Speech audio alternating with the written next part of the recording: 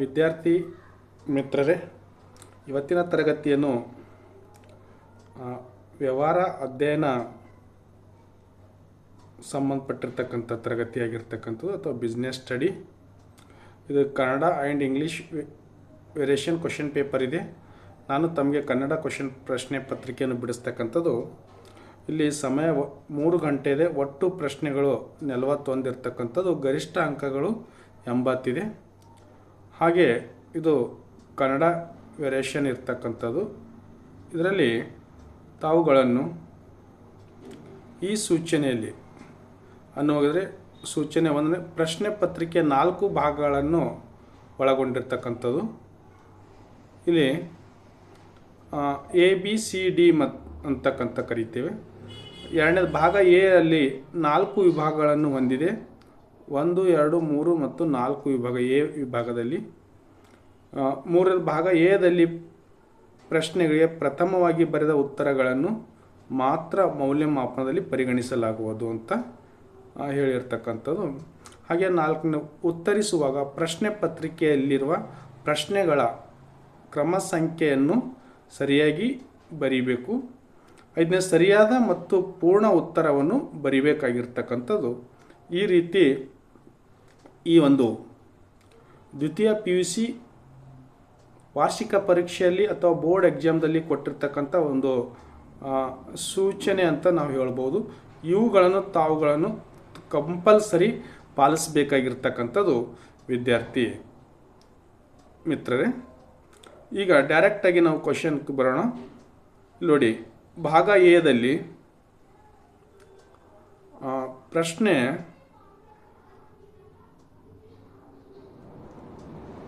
ಅದರಲ್ಲಿ ಒಂದನೇದು ಸರಿಯಾದ ಉತ್ತರವನ್ನು ಆರಿಸಿ ಬರೆಯಿರಿ ಅಂತ ಕೇಳಿರ್ತಕ್ಕಂಥದ್ದು. ಹಾಗೆ 5 × 1 = ಟೋಟಲ್ 5 ಮಾರ್ಕ್ಸ್ ಇರ್ತಕ್ಕಂಥದ್ದು ಈ ಬಹು ಆಯ್ಕೆಯ ಪ್ರಶ್ನೆಯಲ್ಲಿ ಸ್ನೇಹಿತರೆ. ಇಲ್ಲಿ ಪ್ರಶ್ನೆ ನಂಬರ್ 1, ನಿರ್ವಹಣೆ ಸಾಮಾಜಿಕ ಉದ್ದೇಶವು ಅಂತ ಡ್ಯಾಶ್ ಕೇಳಿದ್ದಾರೆ. ಅದರಲ್ಲಿ ಎ ಲಾಭ ಗಳಿಸುವುದು, ಬಿ ವೈಯಕ್ತಿಕ ಬೆಳವಣಿಗೆ ಮತ್ತು ಅಭಿವೃದ್ಧಿ, ಸಿ ಅಸ್ತಿತ್ವ, ಇಲ್ಲಿ ಡಿ ಉದ್ಯೋಗ ಅವಕಾಶಗಳನ್ನು ಒದಗಿಸುವುದು ಅಂತ ಕೇಳಿರ್ತಕ್ಕಂಥದ್ದು. ಆದರೆ ಇಲ್ಲಿ ಸರಿಯಾಗಿರ್ತಕ್ಕಂಥ ಉತ್ತರ ಡಿ ಆಗಿರ್ತಕ್ಕಂಥದ್ದು. ಇದೇನು ಮಾಡಿದೆ ಅಂತಾರೆ, ಉದ್ಯೋಗ ಅವಕಾಶಗಳನ್ನು ಒದಗಿಸುವುದು ಸರಿಯಾಗಿರ್ತಕ್ಕಂಥ ಉತ್ತರವಾಗಿದೆ. ಎರಡನೇ ಪ್ರಶ್ನೆ ನೋಡಿ ವಿದ್ಯಾರ್ಥಿಗಳೇ, ಪ್ರಶ್ನೆ ನಂಬರ್ 2ದಲ್ಲಿ ಏನು ಕೇಳಿರ್ತಕ್ಕಂಥದ್ದು, ಈ ಒಂದು ನೇಮಕಾತಿಯ ಆಂತರಿಕ ಮೂಲಗಳು ಡ್ಯಾಶ್ ಅಂತ ಕೇಳಿರ್ತಕ್ಕಂಥದ್ದು. ಅದರಲ್ಲಿ ಎ ವರ್ಗಾವಣೆ, ಬಿ ಉದ್ಯೋಗ ವಿನಿಮಯ ಕೇಂದ್ರಗಳು, ಸಿ ಜಾಹೀರಾತು ಮತ್ತು ಡಿ ಆವರಣ ನೇಮಕಾತಿ. ಇಲ್ಲಿ ಈ ಒಂದು ನೇಮಕಾತಿಯ ಆಂತರಿಕ ಮೂಲಗಳು ಅಂತಂದರೆ ಇಲ್ಲಿ ಸರಿಯಾಗಿರ್ತಕ್ಕಂಥದ್ದು ಎ ವರ್ಗಾವಣೆ ಅಂತಕ್ಕಂಥದ್ದು ಸರಿಯಾಗಿರ್ತಕ್ಕಂಥ ಉತ್ತರ.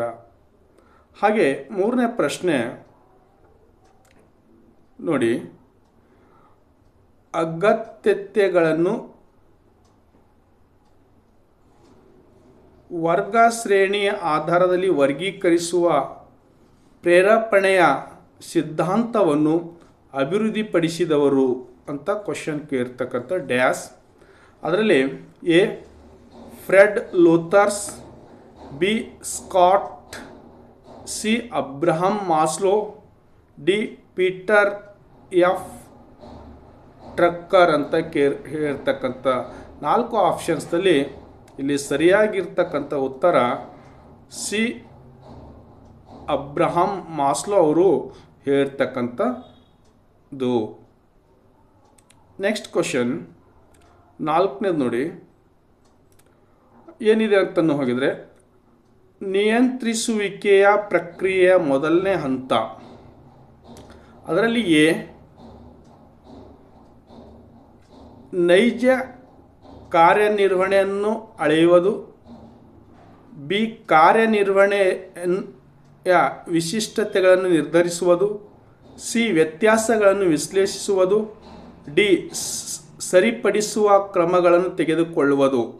ಇಲ್ಲಿ ಸರಿಯಾಗಿರ್ತಕ್ಕಂಥ ಉತ್ತರ ಬಿ, ಕಾರ್ಯನಿರ್ವಹಣೆಯ ವಿಶಿಷ್ಟಗಳನ್ನು ನಿರ್ಧರಿಸುವುದು ಆಗಿರ್ತಕ್ಕಂಥದ್ದು. ಹಾಗೆ 5ನೇ ಪ್ರಶ್ನೆ ನೋಡಿ, ಈ ಕೆಳಗಿನವುಗಳಲ್ಲಿ ಯಾವುದು ಚರ ಆಸ್ತಿ ಆಗಿದೆ ಅಂತ ಪ್ರಶ್ನೆ ಇದೆ. ಇಲ್ಲಿ ಎ ಕಟ್ಟಡ, ಬಿ ಕೈಯಲ್ಲಿರುವ ನಗದು, ಸಿ ಯಂತ್ರೋಪಕರಣಗಳು, ಡಿ ಪೀಠೋಪಕರಣಗಳಂತ ಕೇಳಿರ್ತಕ್ಕಂಥದ್ದು. ಇಲ್ಲಿ ಸರಿಯಾಗಿರ್ತಕ್ಕಂಥ ಉತ್ತರ ಬಿ, ಕೈಯಲ್ಲಿರುವ ನಗದು ಚರ ಆಸ್ತಿ ಆಗಿರ್ತಕ್ಕಂಥದ್ದು. ಹಾಗೆ ಇಲ್ಲಿವರೆಗೂ ನಾವುಗಳನ್ನು ಮಲ್ಟಿಪಲ್ ಚಾಯ್ಸ್ ಕ್ವಶನ್ಸ್ ಅಥವಾ ಬಹು ಆಯ್ಕೆ ಪ್ರಶ್ನೆಗಳನ್ನು ಬಿಡಿಸಿರ್ತಕ್ಕಂಥದ್ದು. ಈಗ ಪ್ರಶ್ನೆ ನೋಡಿ, ರೋಮನ್ ಅಂಕಿ 2 ಅಲ್ಲಿ ಕೆಳಗಿನ ಬಿಟ್ಟ ಸ್ಥಳಗಳಿಗೆ ಆವರಣದಲ್ಲಿ ಕೊಟ್ಟಿರುವ ಸರಿಯಾದ ಉತ್ತರಗಳನ್ನು ಆಯ್ಕೆ ಮಾಡಿ ಬರೆಯಿರಿ ಅಂತ ಕೇಳಿರ್ತಕ್ಕಂಥದ್ದು. ಇಲ್ಲಿ ಕೂಡ 5 × 1 = 5 ಮಾರ್ಕ್ಸ್ ಇರ್ತಕ್ಕಂಥದ್ದು. ಈಗ ಆಲ್ರೆಡಿ ಇದರಲ್ಲಿ ಏನು ಮಾಡಿದ್ದಾನೆ ವಿದ್ಯಾರ್ಥಿಗಳೇ, ಪ್ರಶ್ನೆ ಇಲ್ಲಿ ಖಾಲಿ ಬಿಟ್ಟ ಸ್ಥಳದಲ್ಲಿ ಆಲ್ರೆಡಿ ಮೇಲ್ಗಡೆ ಆನ್ಸರ್ ಕೊಟ್ಟಿದ್ದಾನೆ. ಆದರೆ ತಾವು ಯಾವುದು ಅಂತಕ್ಕಂಥದ್ದು ಗುರುತಿಸಬೇಕಾಗಿದ್ದು ಇಲ್ಲಿ ಬಹಳ ಪ್ರಮುಖ ಪಾತ್ರವನ್ನು ವಹಿಸ್ತಕ್ಕಂಥದ್ದು. ಇಲ್ಲಿ ನೋಡಿ, 6ನೇದು ಡ್ಯಾಸ್ ನಿರ್ಧಾರ ತೆಗೆದುಕೊಳ್ಳುವಿಕೆ ಮತ್ತು ವರ್ತನೆಗಳಿಗೆ ವಿಶಾಲ ಮತ್ತು ಸಾಮಾನ್ಯ ಮಾರ್ಗಸೂಚಿಯಾಗಿದೆ ಅಂತಂದರೆ ಇದು ಯಾವುದು ಅಂತ ಹೇಳಬೇಕಾಗಿರ್ತಕ್ಕಂಥದ್ದು. ಇದು 6ನೇ ಉತ್ತರ. ಫಸ್ಟು ಏನಿದೆ ಅಂತಂದರೆ ನಿರ್ವಹಣೆಯ ತತ್ವಗಳು. ಇಲ್ಲಿ ನಾನು 6 ಅಂತ ಬರೀತೀನಿ ನೋಡ್ರಿ, ಇದು 6ನೇದು ಖಾಲಿ ಬಿಟ್ಟ ಸ್ಥಳ. ಹಾಗೆ ನೋಡಿ 7ನೇದು ಏನು ಹೇಳ್ತಾ ಇದೆ ಅಂತಂತಂದರೆ, 7ನೇ ಫಸ್ಟಿಗೆ ಡ್ಯಾಸ್ ನಿರೀಕ್ಷಿತ ಫಲಿತಾಂಶಗಳನ್ನು ಅಂಕಿ ಸಂಖ್ಯೆಗಳ ರೂಪದಲ್ಲಿ ವ್ಯಕ್ತಪಡಿಸಿದ ಹೇಳಿಕೆಯಾಗಿದೆ ಅಂತಂದರೆ ಇದರ ಉತ್ತರ ಏನು ಬರುತ್ತೆ ಅಂತಂದರೆ ವಿದ್ಯಾರ್ಥಿಗಳೇ, ಅವು ಮೇಲ್ಗಡೆ ಕೊಟ್ಟಿರ್ತಕ್ಕಂಥದ್ದು ಆಲ್ರೆಡಿ. ಇದರ ಉತ್ತರ ಇಲ್ಲಿ ನೋಡಿ,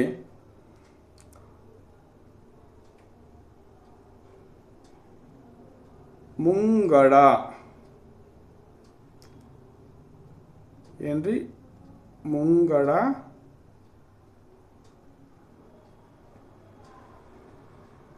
ಪತ್ರ. ಹಾಗೆ 8ನೇ ಕ್ವಶನ್, ಮೇಲಧಿಕಾರಿಯಿಂದ ಅಧೀನರವರ ಕೆಳಮುಖವಾಗಿ ಅಧಿಕಾರವನ್ನು ವರ್ಗಾಯಿಸುವುದನ್ನು ಡ್ಯಾಶ್ ಆಗಿದೆ ಅಂತಂದರೆ ಇಲ್ಲಿ ಉತ್ತರ ಏನಾಗ್ತದೆ ಅಂತಂದರೆ ಪ್ರತಿ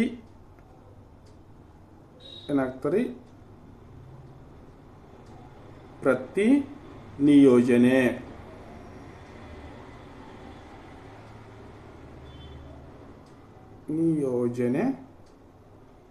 ಆಗಿರ್ತಕ್ಕಂಥದ್ದು ಪ್ರತಿ ನಿಯೋಜನೆ. ಹಾಗೆ 9ನೇ ಕ್ವಶನ್, ಸಂವಹನ ಪ್ರಕ್ರಿಯೆಯ ಒಂದು ಮೂಲಾಂಶ ಯಾವುದು ಅಂತ ಕೇಳಿರ್ತಕ್ಕಂಥದ್ದು. ಇಲ್ಲಿ ಸಂವಹನ ಪ್ರಕ್ರಿಯೆಯ ಮೂಲಾಂಶ ಅಂತಂದು ಹೋಗಿದ್ರೆ ಇಲ್ಲಿ ರವಾನೆದಾರ ಅಂತ ಕರಿತೇವೆ ನಾವು. ರವಾನೆದಾರ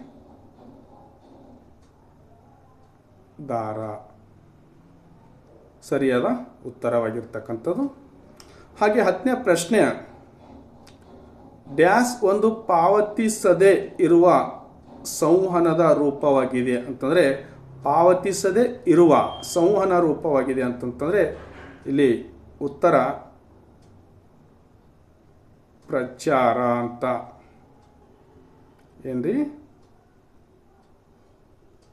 ಪ್ರಚಾರ. ಓಕೆ, ಈ ರೀತಿಯ ಖಾಲಿ ಬಿಟ್ಟ ಸ್ಥಳ ಪ್ರಶ್ನೆಗಳನ್ನು ನಾವು ಬಿಡಿಸಿರ್ತಕ್ಕಂಥದ್ದು. ಹಾಗೆ ಕ್ವಶನ್ ನಂಬರ್ 3, ಈ ರೋಮನ್ ಅಂಕಿ 3ರಲ್ಲಿ ಹೊಂದಿಸಿ ಬರೆಯಿರಿ ಅಂತ ಕೇಳಿರ್ತಕ್ಕಂಥದ್ದು. ಕ್ವಶನ್ ನಂಬರ್ 11, ಇಲ್ಲಿ ನೋಡಿ, ಇದರಲ್ಲಿ ಎ ಮತ್ತು ಬಿ ಭಾಗ ಕೊಟ್ಟಿದ್ದಾರೆ. ಆದರೆ ಇಲ್ಲಿ ಕೂಡ 5 × 1 = 5 ಮಾರ್ಕ್ಸ್ ಇರ್ತಕ್ಕಂಥದ್ದು. ಇಲ್ಲಿ ನೋಡಿ ವಿದ್ಯಾರ್ಥಿಗಳೇ, ನಾವು ಇದನ್ನು ಯಾವ ರೀತಿಯಾಗಿ ಬರಿಬೇಕಾಗಿರ್ತಕ್ಕಂಥದ್ದು, ಇಲ್ಲಿ ಎ ಭಾಗದಲ್ಲಿ ಕೊಟ್ಟಿರ್ತಕ್ಕಂಥವು ಸರಿಯಾಗಿದೆ. ಆದರೆ ಬಿ ಭಾಗದಲ್ಲಿ ಹಿಂದೆ ಮುಂದೆ ಕೊಟ್ಟಿರ್ತಕ್ಕಂಥ ಪ್ರಶ್ನೆಗಳಿಗೆ ನಾವು ಉತ್ತರ ಈ ರೀತಿ ಬರಿಬೇಕಾಗಿರ್ತಕ್ಕಂಥದ್ದು. ನೋಡಿ, ನೋಟುಗಳ ಅಮಾನ್ಯೀಕರಣ ಅಂದರೆ ಇಲ್ಲಿ ಕೊಟ್ಟಿರ್ತಕ್ಕಂಥದ್ದು ಯಾವುದು ಸರಿಗಿದೆ ಅಂತಂದರೆ, ಈ ನೋಟುಗಳ ಅಮಾನ್ಯೀಕರಣ ಅಂತಂದರೆ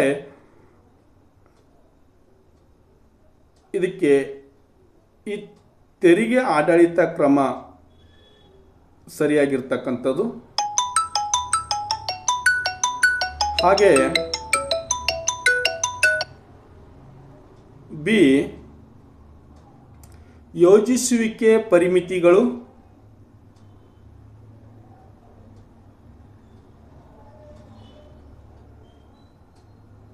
ಇದರ ಉತ್ತರ ಭವಿಷ್ಯಕ್ಕೆ ಸಂಬಂಧಿಸಿದ ಊಹೆಗಳು. ಸಿ, ವಿಭಾಗೀಯ ರಚನೆ.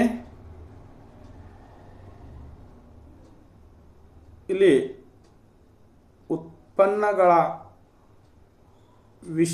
ವಿಶೇಷತೆ. ಡಿ, ಸಿಬ್ಬಂದಿ ನಿರ್ವಹಣೆ.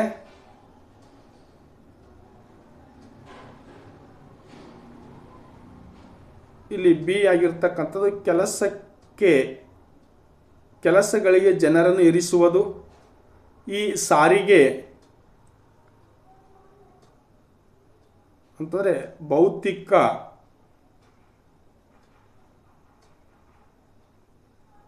ವಿತರಣೆಯ ಘಟಕಾಂಶ ಆಗಿರ್ತಕ್ಕಂಥದ್ದು. ಈ ರೀತಿ ತಾವುಗಳನ್ನು ಹೊಂದಿಸಿ ಬರಿಬೇಕಾಗಿರ್ತಕ್ಕಂಥದ್ದು. ಹಾಗೆ ನೆಕ್ಸ್ಟ್ ಕ್ವಶನ್, ಇಲ್ಲಿ ಏನಿದೆ ವಿದ್ಯಾರ್ಥಿಗಳೇ ಅಂತಂತನೂ ಹೋಗಿದೆ, 1 ಅಂಕದ ಪ್ರಶ್ನೆಗಳಿರ್ತಕ್ಕಂಥದ್ದು. ಇಲ್ಲಿ ನೋಡಿ, ಈ ರೋಮನ್ ಅಂಕಿ 4ರಲ್ಲಿ ಕೆಳಗಿನ ಪ್ರಶ್ನೆಗಳಿಗೆ ಪ್ರತಿಯೊಂದಕ್ಕೂ ಒಂದು ಪದ ಅಥವಾ ಒಂದು ವಾಕ್ಯದಲ್ಲಿ ಉತ್ತರಿಸಿ ಅಂತ ಕೇಳಿರ್ತಕ್ಕಂಥದ್ದು. ಇಲ್ಲಿ 5 × 1 = 5 ಆಗಿರ್ತಕ್ಕಂಥದ್ದು. ಕ್ವಶನ್ ನಂಬರ್ 12ನೇದು, ನಿರ್ವಹಣೆಯ ಯಾವುದಾದರೂ ಒಂದು ಆಯಾಮವನ್ನು ಹೆಸರಿಸಿ ಅಂತ ಕೇಳಿರ್ತಕ್ಕಂಥದ್ದು. ಈ ನಿರ್ವಹಣೆಯ ಯಾವುದಾದ್ರೂ ಒಂದು ಆಯಾಮಗಳನ್ನು ತಾವು ತಿಳ್ಕೊಳ್ಬೇಕಾಗಿರ್ತಕ್ಕಂಥದ್ದು. ಇಲ್ಲಿ ಸುಮಾರು ಆಯಾಮಗಳು ಬಂದರೂ ಕೂಡ ಒಂದು ಆಯಾಮಗಳನ್ನು ತಾವು ಬರಿಬೇಕಾಗಿರ್ತಕ್ಕಂಥದ್ದು. ಅದರಲ್ಲಿ ನೋಡಿ, 1ನೇದು ಏನಿದೆ ಅಂತಂತಂದರೆ ಕೆಲಸದ ನಿರ್ವಹಣೆ.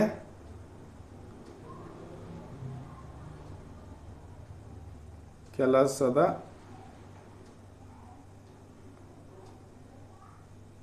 ನಿರ್ವಹಣೆ.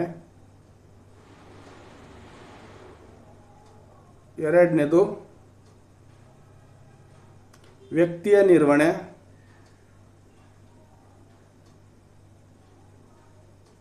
ವ್ಯಕ್ತಿಯ ನಿರ್ವಹಣೆ. ಹಾಗೆ 3ನೇದು ಒಂದು ಬರೀತೀನಿ. 3ನೇದು ಕಾರ್ಯಾಚರಣೆ. ಯಾವುದ್ರಿ? ಕಾರ್ಯಾಚರಣೆ.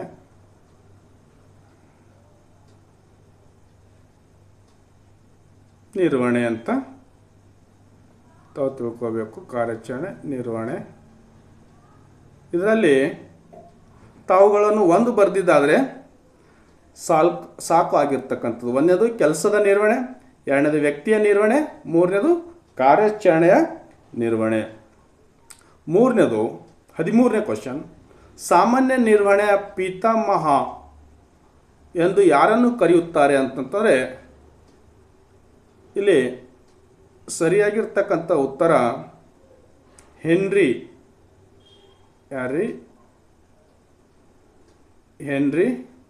ಅಥವಾ ಇನ್ಕರೆಕ್ಟ್ ಬರ್ರಿ, ಹೆನ್ರಿ ಫಯಲೋ.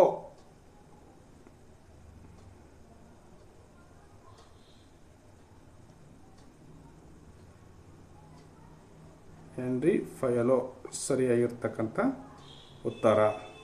ಸಾಮಾನ್ಯ ನಿರ್ವಹಣೆ ಪಿತಾಮಹ ಹೆನ್ರಿ ಫಯಲೋ. 4ನೇದು ಪ್ರಶ್ನೆ, ಬಂಡವಾಳ ರಚನೆ ಎಂದರೇನು ಅಂತ ಕ್ವಶನ್ ಕೇಳಿರ್ತಕ್ಕಂಥದ್ದು. ಇಲ್ಲಿ ಬಂಡವಾಳ ರಚನೆ ಈ ಕಂಟಿನ್ಯೂ ಹಿಂಗೆ ಬರೀಬೇಕು. ಬಂಡವಾಳ ರಚನೆ ಮಾಲೀಕರ ನಿಧಿ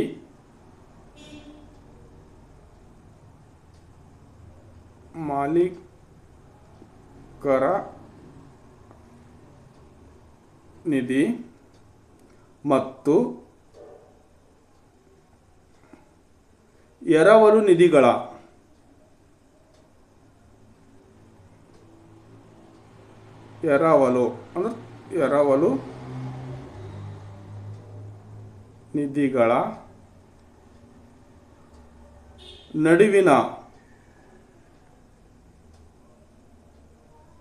ನಡುವಿನ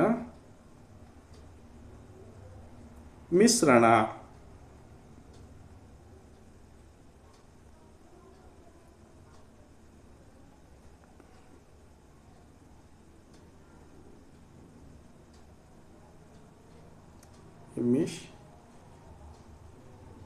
ಮಿಶ್ರಣವಾಗಿದೆ ಅಂತ ಅರ್ಥ. ಬಂಡವಾಳ ರಚನೆ ಮಾಲೀಕರ ನಿಧಿ ಮತ್ತು ಎರವಲು ನಿಧಿಗಳ ನಡುವಿನ ಮಿಶ್ರಣವಾಗಿದೆ. ಇದು ಸರಿಯಾಗಿರ್ತಕ್ಕಂಥ ಉತ್ತರ.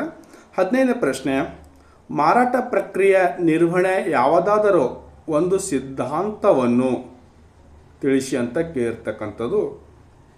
ಇಲ್ಲಿ 15ನೇ ಪ್ರಶ್ನೆಗೆ ಉತ್ತರ, ಅದರಲ್ಲಿ ಒಂದನೇದು ಒಂದು ಸಿದ್ಧಾಂತ ಕೇಳಿದ್ದಾರೆ. ಉತ್ಪಾದನಾ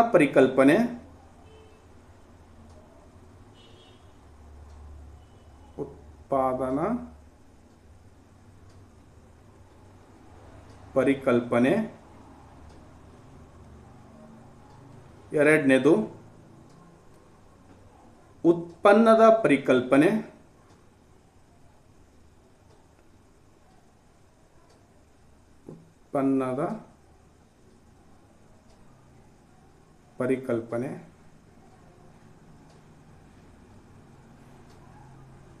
ಹಾಗೆ ಮಾರುವಿಕೆ ಪರಿಕಲ್ಪನೆ, ಮಾರಾಟ ಪರಿಕಲ್ಪನೆ, ಹಾಗೆ ಸುಮಾರು ಪರಿಕಲ್ಪನೆಗಳು ಬರ್ತವೆ.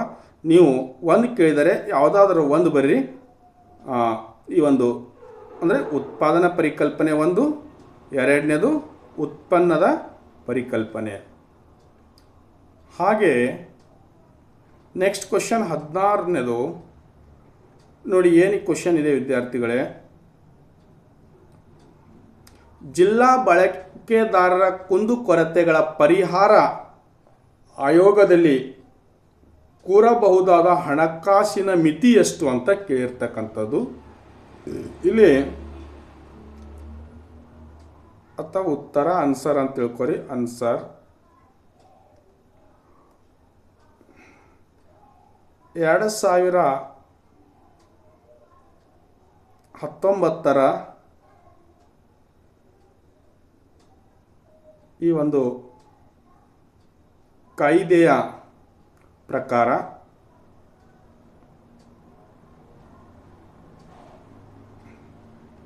ರೂಪಾಯಿ 1 ಕೋಟಿವರೆಗೆ ಎಷ್ಟು? 1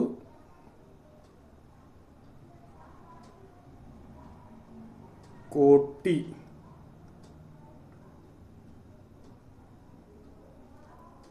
ವರೆಗೆ. ಇನ್ನೊಂದು ಇದು ಒಂದು ಪ್ರಕಾರ ಆಗಿದೆ. ಅಂದರೆ ಎರಡನೇದು 2021 ತಿದ್ದುಪಡಿ ಪ್ರಕಾರ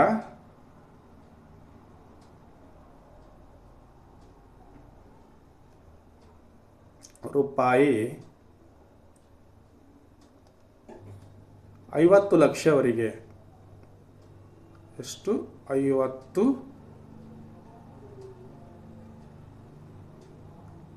ಲಕ್ಷಗಳವರೆಗೆ. ಇದು 50 ಲಕ್ಷದ ನೋಡ್ರಿ.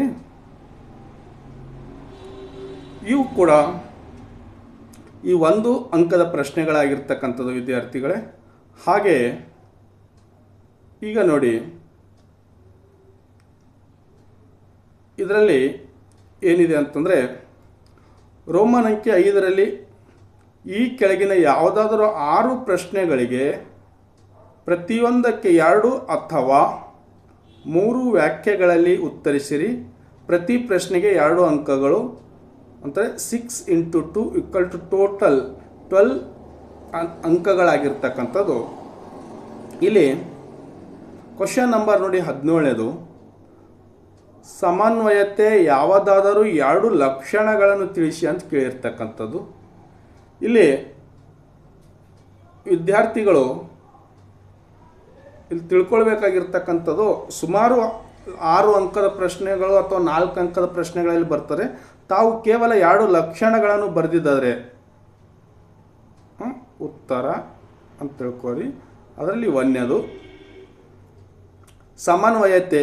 ಇದು ಹಿಂಗೆ ಈಕ್ವಲ್ ಟು ನೋಡ್ರಿ, ಸಮನ್ವಯತೆ ಗುಂಪು ಪರಿಶ್ರಮವನ್ನು ಸಂಯೋಜಿಸುತ್ತದೆ. ಯಾವುದ್ರಿ? ಗುಂಪು ಪರಿಶ್ರಮವನ್ನು ಸಂಯೋಜಿಸುತ್ತದೆ.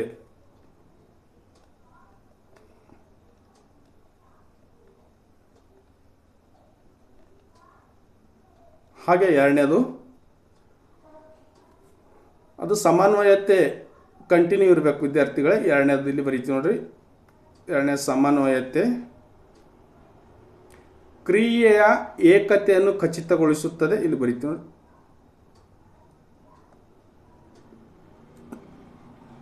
ಕ್ರಿಯೆಯ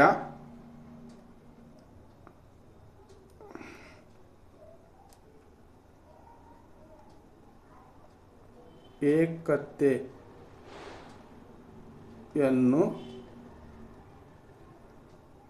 ಖಚಿತಗೊಳಿಸುತ್ತದೆ.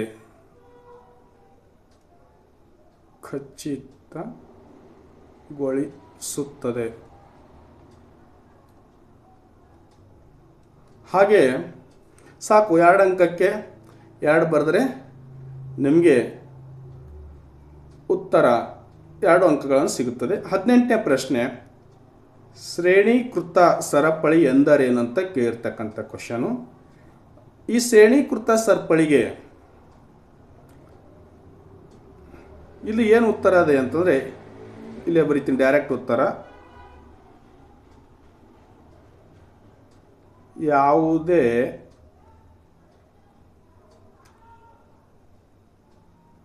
ಒಂದು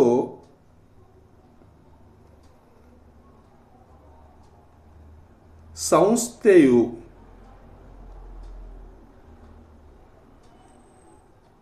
ಮೇಲಧಿಕಾರಿಗಳು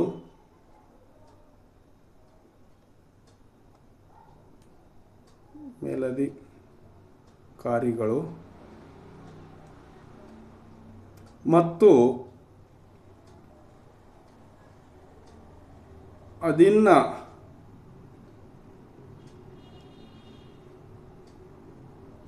ಅಧೀನ ಅಧಿಕಾರಿಗಳನ್ನು ಹೊಂದಿದೆ. ಅಧೀನ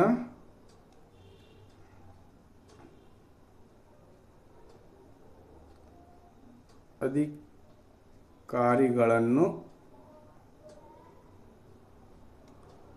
ಹೊಂದಿದೆ. ಇದಕ್ಕೆ ಹಿಂಗೆ ಹೊಂದಿರತಕ್ಕಂಥದಕ್ಕೆ ಹೊಂದಿದೆ.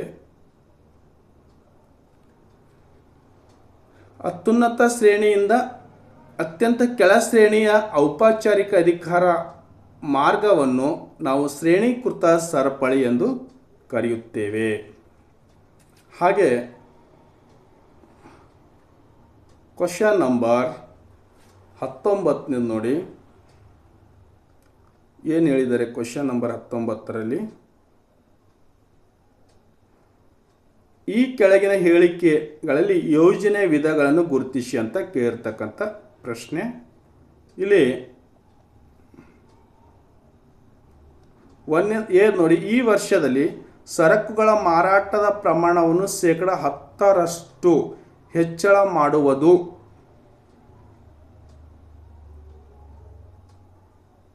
ಇದರಲ್ಲಿ ಏನಿದೆ? ಬಿದು ನೌಕರರು ಕೆಲಸದ ವೇಳೆಯಲ್ಲಿ ಕಡ್ಡಾಯವಾಗಿ ಗುರುತಿನ ಚೀಟಿಯನ್ನು ಧರಿಸಬೇಕು.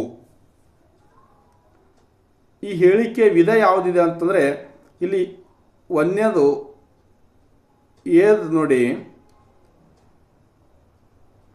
ಪ್ರಮಾಣ ಶೇಕಡ 10% ಹೆಚ್ಚಳ ಮಾಡ್ತಕ್ಕಂಥದ್ದು. ಇದರ ಉತ್ತರ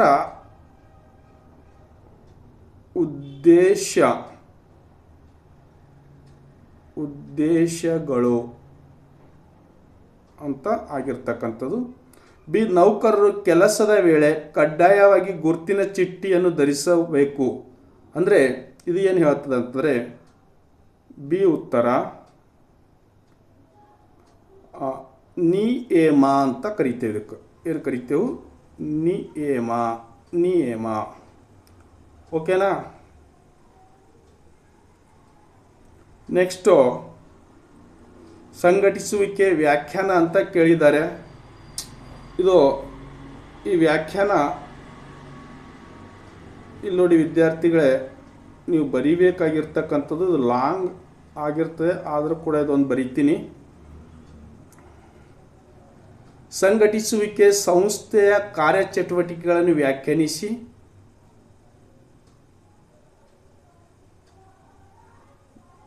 ಏನ್ರಿ?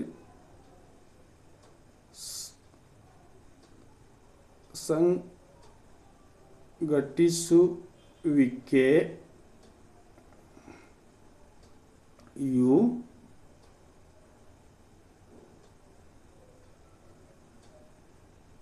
ಸಂಸ್ಥೆಯ ಕಾರ್ಯಚಟುವಟಿಕೆಗಳನ್ನು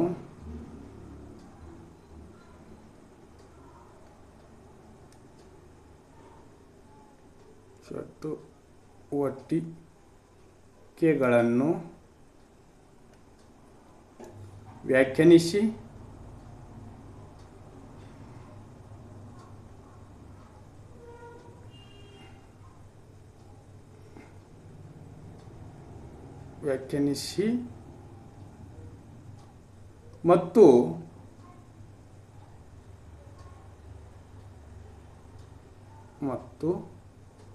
ಗುಂಪುಗೂಡಿಸಿ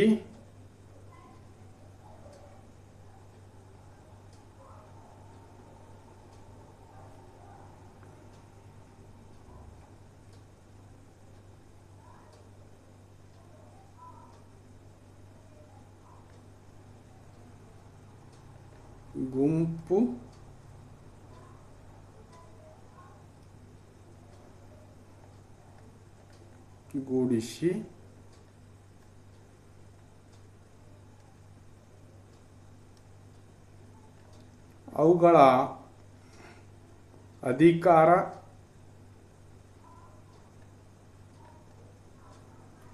ಸಂಬಂಧಗಳನ್ನು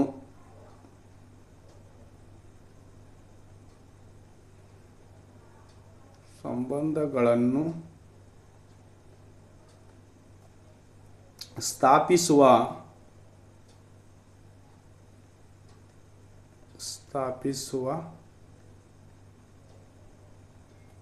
ಒಂದು ಪ್ರಕ್ರಿಯೆಯಾಗಿದೆ.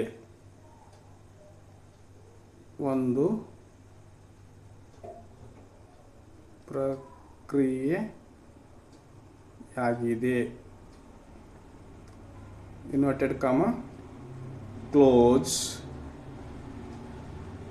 ಇದು ಯಾರು ಹೇಳ್ತಾರೆ ಡೆಫಿನಿಷನ್ ಅಂತಂದರೆ ಥಿಯೋ ಹೈಮನ್. ಯಾರು ಹೇಳ್ತಾರೆ ಡೆಫಿನಿಷನ್?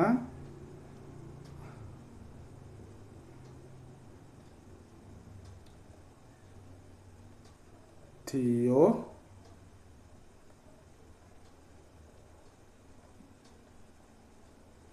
ಹೈಮನ್.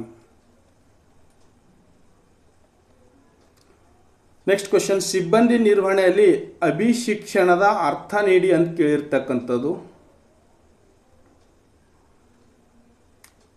ಇಲ್ಲಿ ಆಯ್ಕೆಯಾದ ನೌಕರರನ್ನು ಇತರೆ ನೌಕರಿಗೆ ಪರಿಚಯಿಸುವುದು. ಇಲ್ಲಿ ಬರೀತೀನಿ ನೋಡ್ರಿ ಉತ್ತರ, ಇದು ಉತ್ತರ.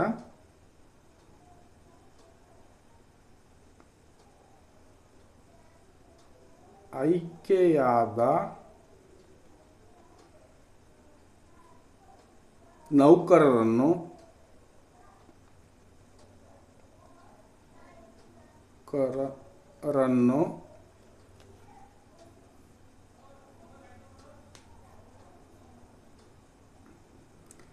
ಇತರ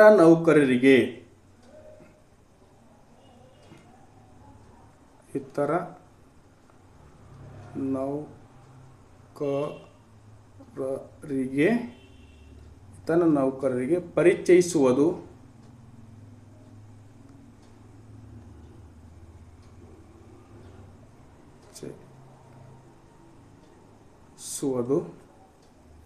ಹಾಗೂ ಸಂಸ್ಥೆಯ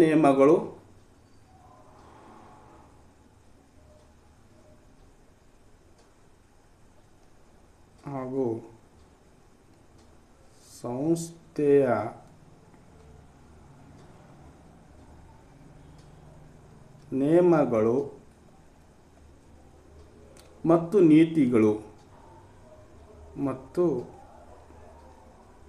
ನೀತಿಗಳು ತಿಳಿಸುವುದಾಗಿದೆ.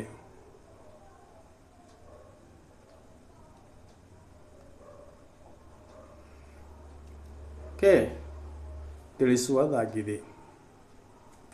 ಹಾಗೆ ನೆಕ್ಸ್ಟ್ ಕ್ವಶನ್,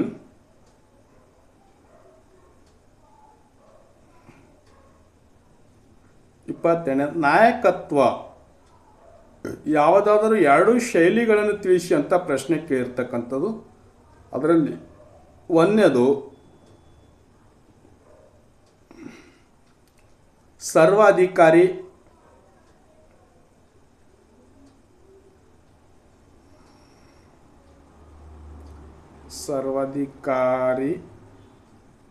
ಆರ್ ನಿರಂಕುಶ ಅಧಿಕಾರಿ ನಾಯಕ.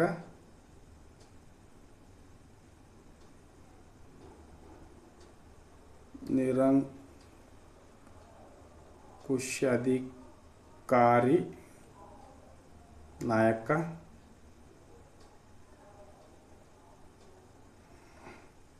ಎರಡನೇದು ಪ್ರಜಾಪ್ರಭುತ್ವವಾದಿ.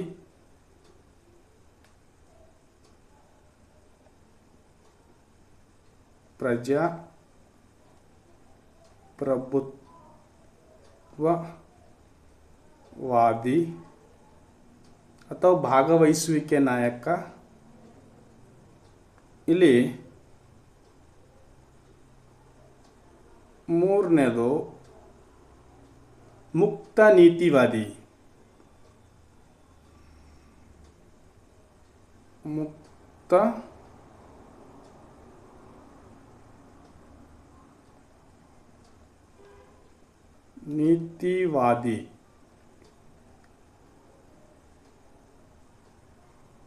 ಅಥವಾ ಮುಕ್ತವಾದಿ ನಾಯಕ. ಇವು ಮೂರರಲ್ಲಿ ಯಾವುದಾದ್ರೂ ತಾವುಗಳನ್ನು ಎರಡು ಬರೀರಿ, ಸಾಲ್ಕು 2 ಅಂಕಗಳನ್ನು ಸಿಗುತ್ತವೆ. ಓಕೆ, ಅಂಕಗಳು ಪಡಿಬೋದು. ನೆಕ್ಸ್ಟ್ ಕ್ವಶನ್ 23ನೇದು, ನಿಯಂತ್ರಿಸುವಿಕೆ ಯಾವುದಾದರೂ ಎರಡು ಪ್ರಾಮುಖ್ಯತೆಯನ್ನು ತಿಳಿಸಿ ಅಂತ ಕೇಳಿರ್ತಕ್ಕಂಥ ಕ್ವಶನ್. ಅದರಲ್ಲಿ ಒಂದನೇ ನೋಡಿ, ಸಂಘಟನಾತ್ಮಕ ಗುರಿಗಳನ್ನು ಸಾಧಿಸುವುದು.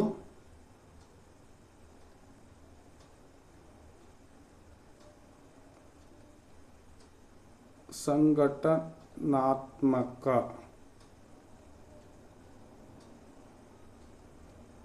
ಗುರಿಗಳನ್ನು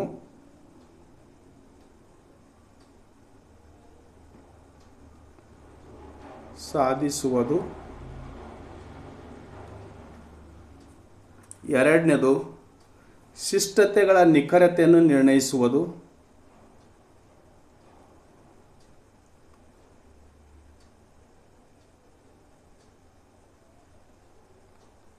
ಶಿಷ್ಟತೆಗಳ ನಿಖರತೆಯನ್ನು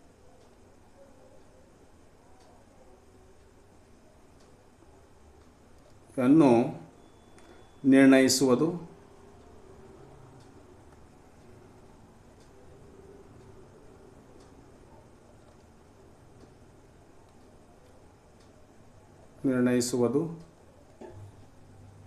ಸಾಕು, ಎರಡು ಸಾಕು.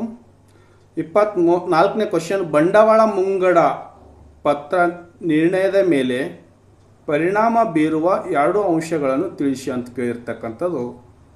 ಅದರಲ್ಲಿ ನೋಡಿ, ಒಂದನೇದು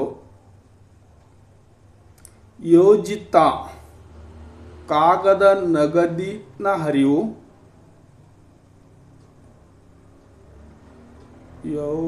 ಯೋಜಿತ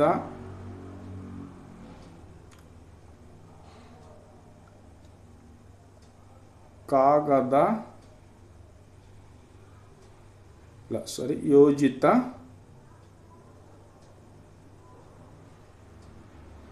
ಕಾರ್ಯದ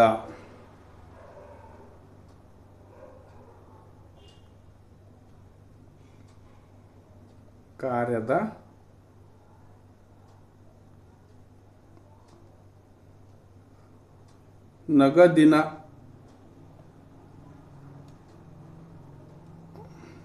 ಹರಿವು.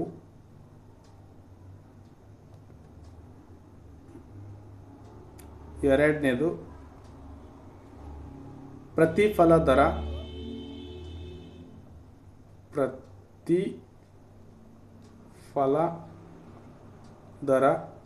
ಮೂರನೇದು ಒಳಗೊಂಡ ಹೂಡಿಕೆ ಮಾನದಂಡಗಳು. ಒಳಗೊಂಡ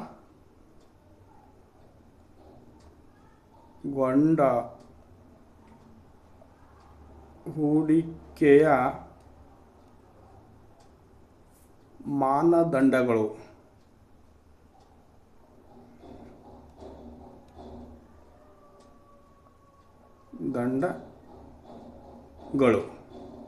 ಓಕೆ, ಈ ಮೂರರಲ್ಲಿ ಯಾವುದಾದ್ರೂ ಎರಡು ಬರೆದ್ರೆ ತಮಗೆ ಸಾಕಾಗಿರ್ತಕ್ಕಂಥದ್ದು ಪರೀಕ್ಷೆಗೆ ಉತ್ತರ.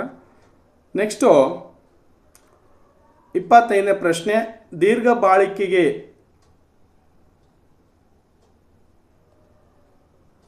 ಬಾಳಿಕೆಯ ಉತ್ಪನ್ನಗಳಿಗೆ ಎರಡು ಉದಾಹರಣೆ ಕೊಡಿ ಅಂತ ಕೇಳಿರ್ತಕ್ಕಂಥ ಪ್ರಶ್ನೆ. ಅದರಲ್ಲಿ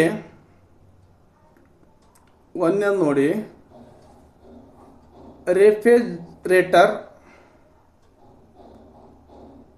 ಅಂದರೆ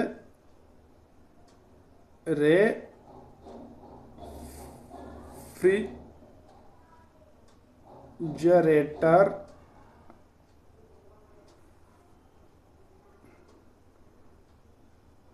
ಹೌದಾ, ರೆಫ್ರಿಜರೇಟರ್.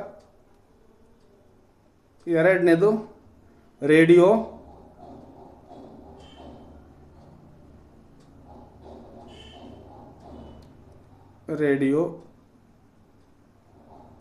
ಮೂರನೇದು ಬೈಸಿಕಲ್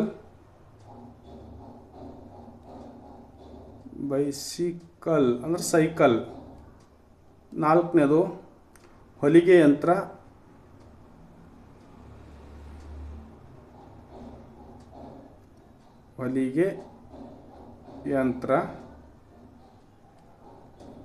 ಓಕೆ. 26ನೇ ಪ್ರಶ್ನೆ, ಬಳಕೆದಾರರ ರಕ್ಷಣೆ ಕಾಯ್ದೆಯಡಿಯಲ್ಲಿ ಬಳಕೆದಾರರಿಗೆ ಲಭ್ಯವಿರುವ ಯಾವುದಾದರೂ ಎರಡು ಪರಿಹಾರಗಳನ್ನು ತಿಳಿಸಿ ಅಂತ ಕೇಳಿರ್ತಕ್ಕಂಥ ಪ್ರಶ್ನೆ. ಅದರಲ್ಲಿ ಒಂದನೇದು ನೋಡಿ ಪ್ರಶ್ನೆ, ಸರಕಿನಲ್ಲಿರುವ ನ್ಯೂನತೆಗಳು, ಸರಕಿನಲ್ಲಿರುವ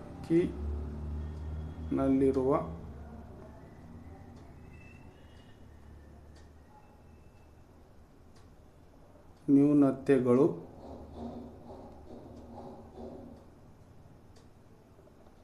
ಗಳನ್ನು ಅಥವಾ ಸೇವೆಯಲ್ಲಿನ ಕೊರತೆಗಳನ್ನು ತೊಡೆದು ಹಾಕುವಂತೆ ಸೇವೆಯಲ್ಲಿನ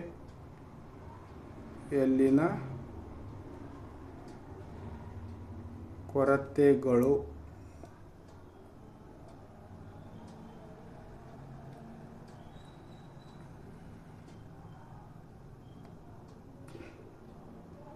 ತೊಡೆದು ಹಾಕುವಂತೆ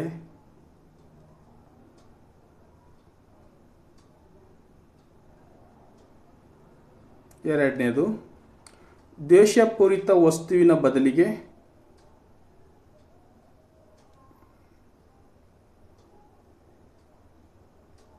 ದ್ವೇಷಪೂರಿತ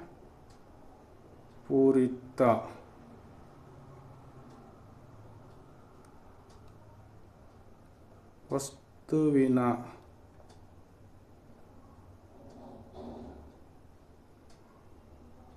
ಬದಲಿಗೆ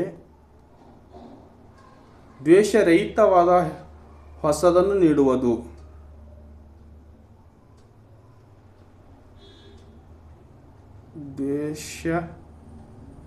ದ್ವೇಷರಹಿತ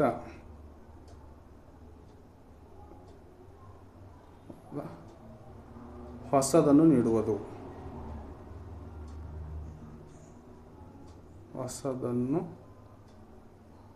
ನೀಡುವುದು.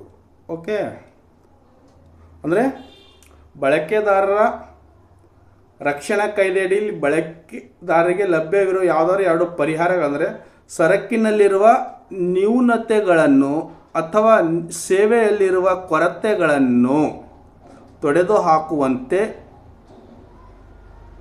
ಎರಡನೇದು, ದ್ವೇಷಪೂರಿತ ವಸ್ತುವಿನಲ್ಲಿ ಬದಲಿಗೆ ದ್ವೇಷರಹಿತವಾದ ಹೊಸದನ್ನು ನೀಡುವುದು. ಈ ರೀತಿಯಾಗಿರ್ತಕ್ಕಂಥ ಸುಮಾರು ತಮಗೆ ಒಂದು ಅಲ್ಲಿ 20 + 12 32 ಪ್ರಶ್ನೆಗಳ ಉತ್ತರಗಳನ್ನು ತಮಗೆ ಇವತ್ತಿನ ತರಗತಿಯಲ್ಲಿ ಹೇಳಿರ್ತಕ್ಕಂಥದ್ದು ವಿದ್ಯಾರ್ಥಿಗಳೇ. ಇದರ ಸದುಪಯೋಗ ತಾವು ಪಡ್ಕೊಳ್ಬೇಕು. ತಮಗೆ ವಿಡಿಯೋ ಇಷ್ಟವಾಗಿದ್ದರೆ ಲೈಕ್ ಮಾಡಿ, ಶೇರ್ ಮಾಡಿ, ಸಬ್ಸ್ಕ್ರೈಬ್ ಮಾಡಿ. ಹಾಗೆ ಮುಂದಿನ ವಿಡಿಯೋವನ್ನು ನಾನು ಹಾಗೆ ತಮಗೆ ಮಾಡ್ಕೋತಾ ತಮಗೆ ಸಹಾಯ ಮಾಡುತ್ತೇನೆ ಎಂದು ಹೇಳ್ತಾ ಇವತ್ತಿನ ತರಗತಿಯನ್ನು ಇಲ್ಲಿಗೆ ಮುಗಿಸ್ತಾ ಇದ್ದೇನೆ. ನಮಸ್ಕಾರಗಳು.